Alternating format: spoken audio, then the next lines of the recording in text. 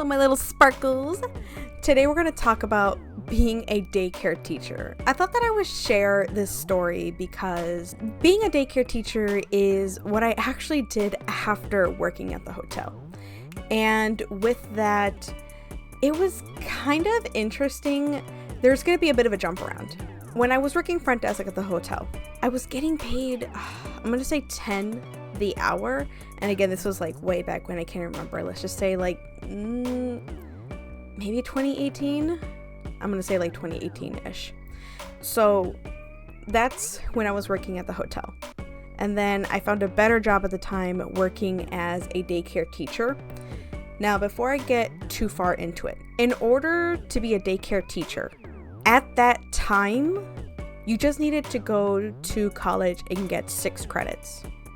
So 6 credit hours.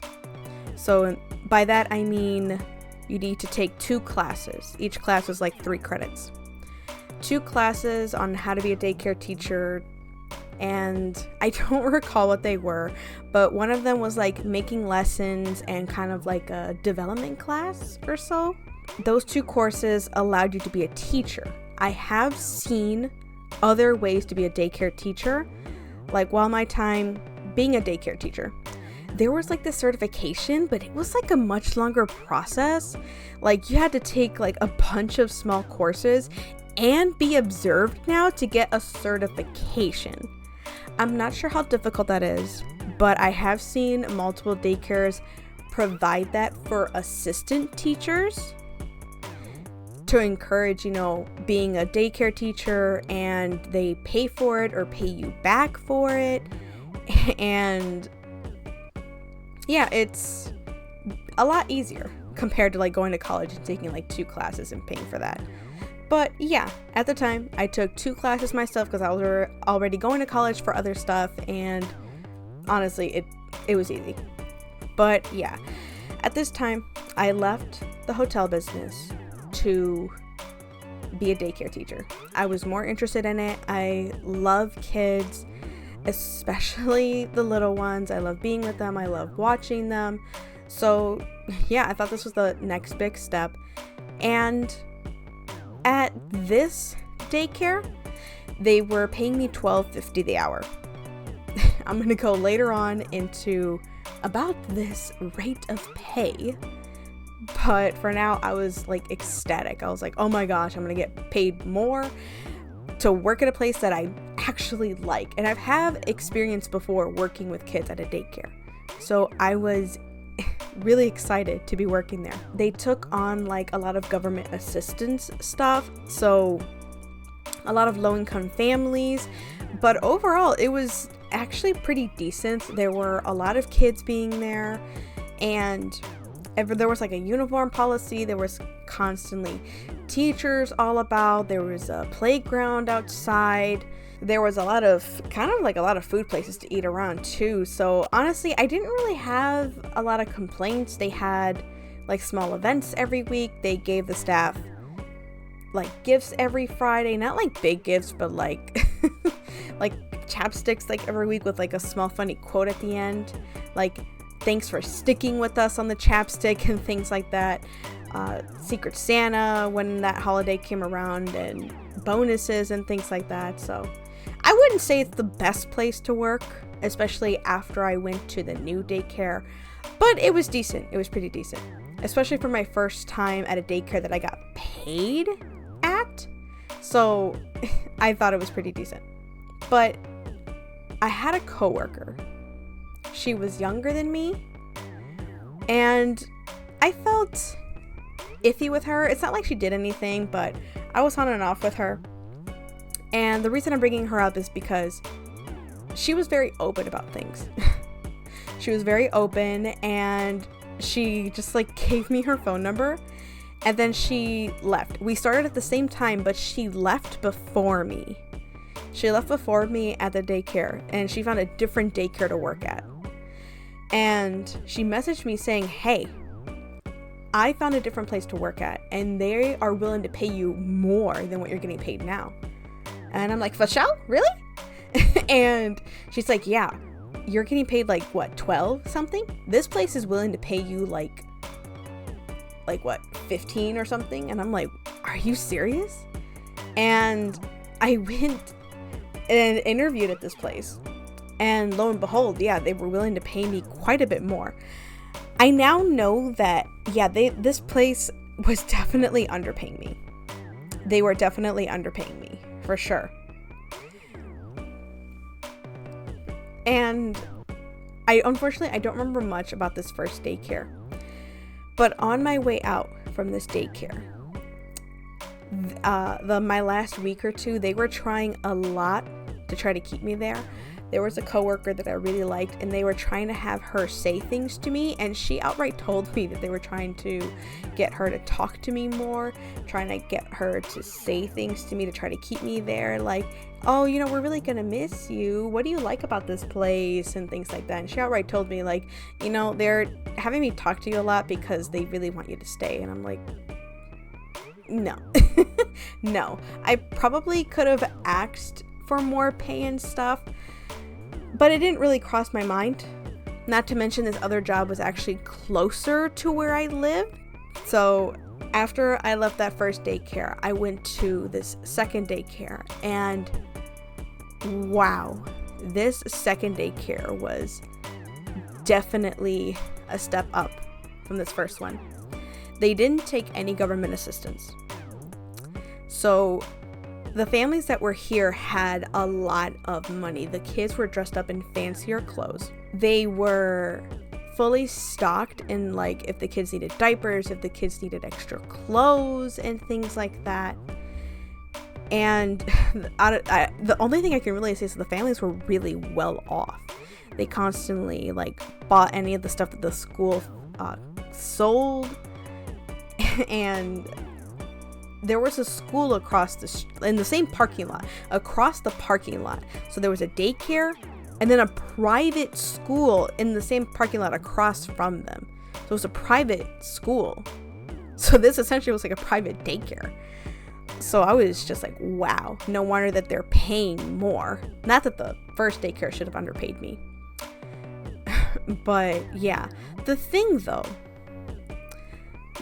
that was interesting to me was that the first daycare had all the lesson plans. As a daycare teacher, you are to have lesson plans, but the first daycare already made them. They provided all the lessons. This second daycare made you make the lessons for some reason, and you had to, like, cut it out. So one of my lessons was like a theme of, like, Pete the Cat. So I was in the 2-year-old classroom.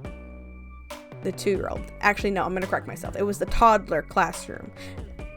It was a toddler classroom, and I was teaching kids that week, like, their colors. And the book theme was Pete the Cat. And Pete the Cat had buttons, so I would teach them colors by having them by reading the book of Pete the Cat and his buttons.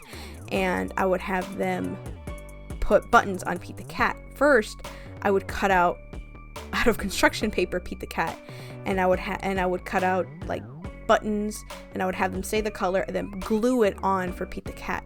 I had to cut that out for 15 or so kids in the room. I had to do that, and I had to do that for just one day, for 2 activities a day. 2 activities a day. Public had all the lessons out. Private made me make all the lessons? Wow. Not to mention that the private daycare not only wanted me to make all the lessons, there is a corner, like a kitchen area, they wanted me to decorate and change on a weekly basis. Not gonna happen. No one was able to do that in their classroom. They wanted me to change the kitchen area and decorate it. Like, if the theme is Pete the Cat, they wanted me to make a cutout of Pete the Cat. At this point, Scribs and I were engaged, and he was helping me out a lot. So he made the cutout of Pete the Cat. He made a skating rink and a ramen shop and a bunch of other stuff. But I had to make all of these things on my off time. It stressed me out. Not worth it for $15 an hour compared to, like, $12.50 at the public daycare. But yeah, it stressed me out at the private daycare. But there were a lot of good times at this private one. As stressful as it was, Pete the Cat activity, compared to the construction paper, Scribs helped me make a Pete the cutout, where instead of gluing on the buttons, it was like velcroed of big buttons. So the kids would have a button and there's velcro on the back, and they would stick it onto the cutout of Pete the Cat. We did the same for his shoes, and it was so cute.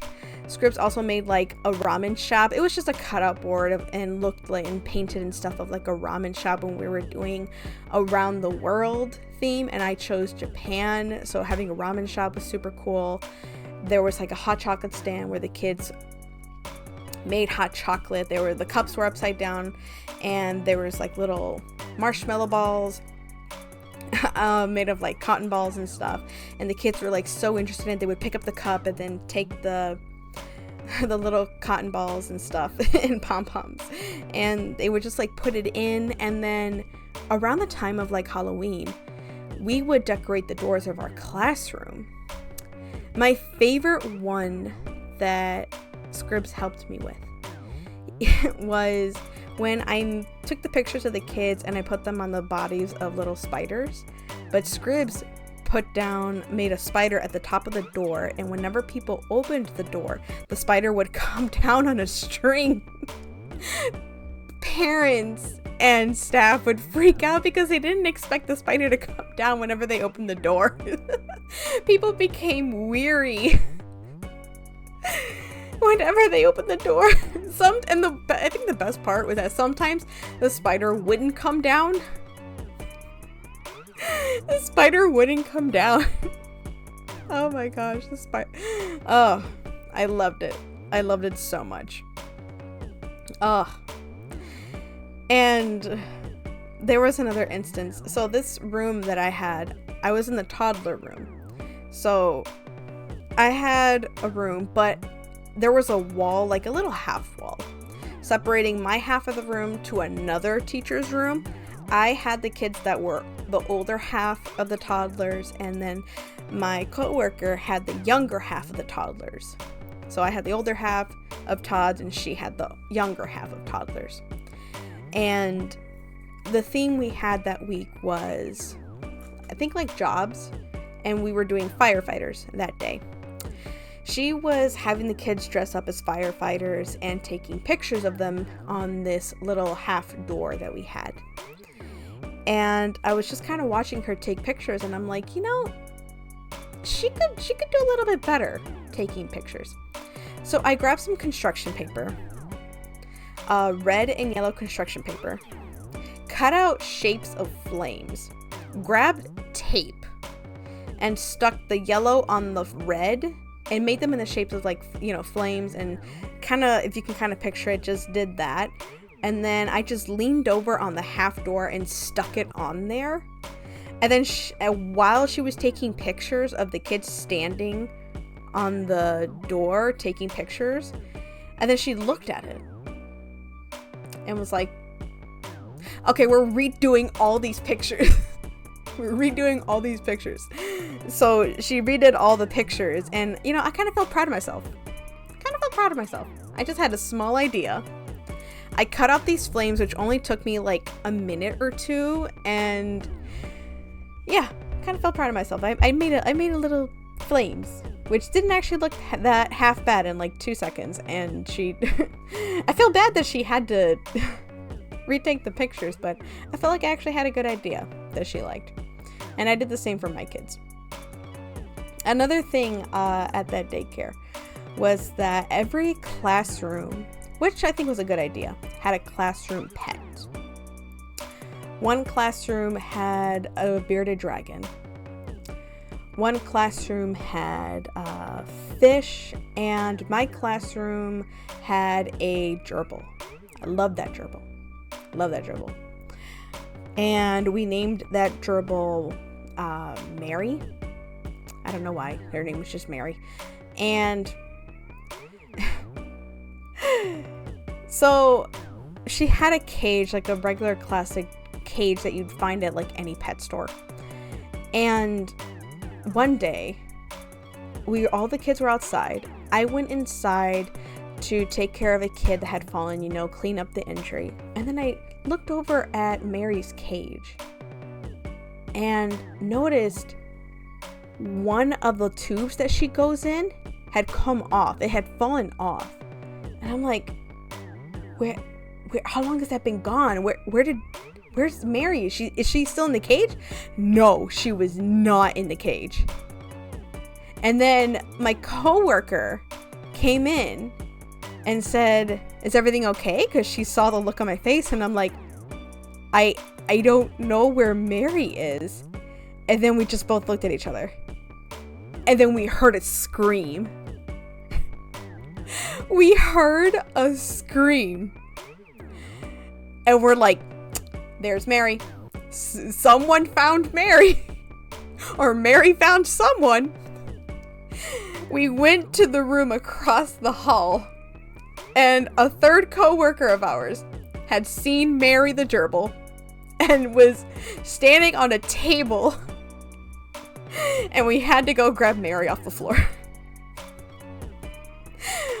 Mary was fine. The coworker was fine. She's just terrified of rodents. Oh my gosh. Oh, I loved Mary. I loved Mary so much. So much. I love furry animals. They're so cute. Anyway. Man, things at that daycare were so good. So good. One thing that wasn't good was one coworker in particular. She was just so rude. She was like grumpy all the time. I don't know why. But let's just call her Mrs. Grump. And I don't know why. I don't know if she was particularly out to get me, or I think she was just honestly out particularly to be right all the time. But there was a couple times she just ticked me off. One of the times was when she came into my room, saw that I had 2 tables pushed together and I had all the kids sitting at the table, getting them ready for their snack time. And she said, "You can't have all those tables pushed together." And at this point, I was fed up with her. And I just looked at her and I said, "Okay. And she said, "Well, you can't do that." And I'm like, "Okay. And she said, "Well, you have to undo it." And I said, "Okay, if you have a problem, go ahead and tell the principal." At that point, we considered it like a school, so we didn't call the director a director, we called her a principal. So she was like, oh, she was flabbergasted that I had actually talked back to her. Normally, I don't talk back to anyone, honestly. But at that point, I was fed up with her. But she actually went to go get the principal. Her and the principal came back, looked at the tables, which I had kept like that for, I don't even know how long, months, a year. And the principal looked at her and said, "What? I don't see the problem." And I just kept doing what I was supposed to be doing, giving the kids their snacks, giving them their milks, which is what it was at the time. She just kept doing whatever. There was other things, as she said too. One time she was supposed to be helping me during nap. She was supposed to pat the kids down. She said she didn't want to. A coworker of mine came in to give her a lunch break. And on her way out, she said, "I don't know why anyone would want to work with you in this classroom anyway." I hadn't said a single word to her. Again, I am such a big fan of kindness, and she just I don't know why or how I'm able to bite down my tongue so much. I just can't be unkind. I can't. And it takes me so much effort for me to push myself to say something.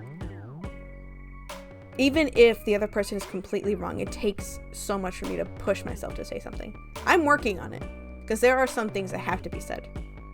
but I'm working on that. The other time was I was sitting in the break room. I was reading a book, and she came into the break room, looked at a cup that was in the break room, and she was asking me questions even though I had my headphones on. And she said, "Do you know whose that is?" I said, "No." And she's like, "Do you know anything?" And again, I was just so done with her that I said, "I know how to mind my own business. Do you?" I don't know anything that is in the break room. I know the things that belong to me and what I'm doing. And anything else, I don't bother to like do or take care of. You know, I take care of myself, I take care of my things, and that's it. Anything else that's going on, I mind my own business. I mind my own business. And some people like her should do the same. Ugh. But she was just like grumpy, and it wasn't just me either. Some people were commenting the same, but for some reason she was still allowed to work there. Things did unfortunately happen. Like the actual private school itself across the street did shut down. I'm not sure why, if it was like funding or something, but that one did get shut down. The daycare though was still able to be up. They did shut down a couple of them. I think that was after COVID though.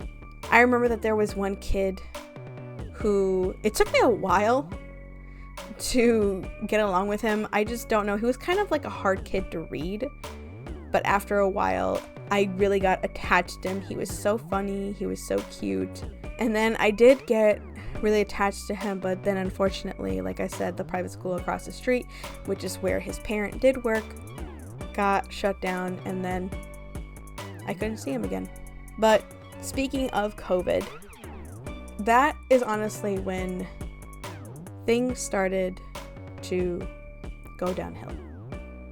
In a lot of ways. First, I was excited, honestly, because daycares weren't closed. A lot of the public schools and stuff and private schools all went on, virtual, and the daycares weren't. We were still working, we were still open, and then finally we were allowed to, be closed and go virtual and stuff. And then we went fully virtual. I don't know how or why, but we went virtual. We were teaching. They asked all the staff to make a video to show like, hey, we're still here, we're doing good. We all made our own individual videos. I like being a little bit over the top. So I made like a virtual background. I kind of made mine a little bit more fancy and techy. I guess because of what I did, compared to the other staff who were a bit older than me, they kept me on. They kept me working. Everyone else was not let go, but like put on standby. So they got, I forget what the term is. They were not fired, but like kept in the back to become rehired once COVID was over. But I was kept to work. And again, I was working with like the toddlers and the 2-year-olds. So I was teaching them different things like songs, colors, and things like that. And as time moved on, I was still given less work, which, was fine with me.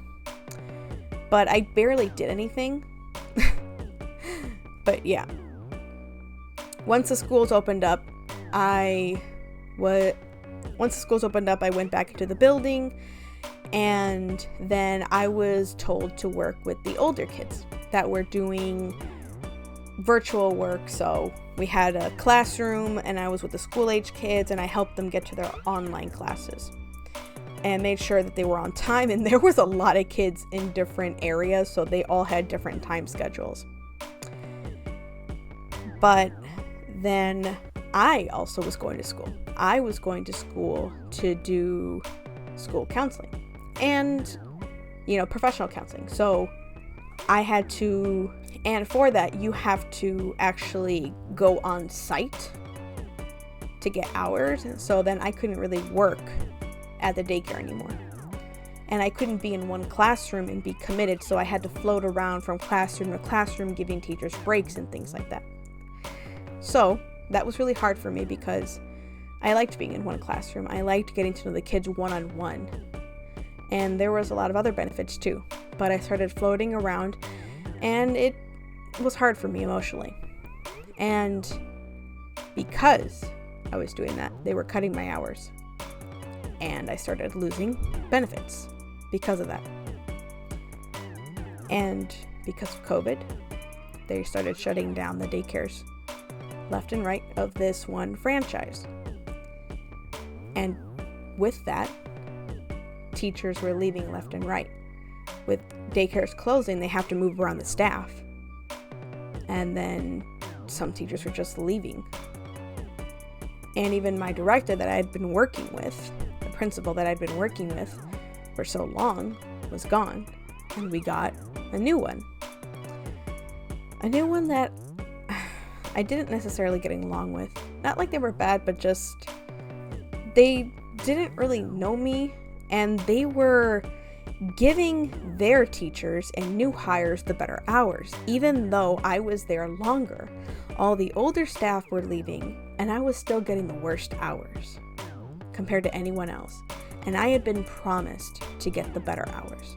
Even when I spoke up, I still wasn't getting the better hours. It was getting more frustrating. It was getting more depressing. It was becoming unbearable to work there in so many ways.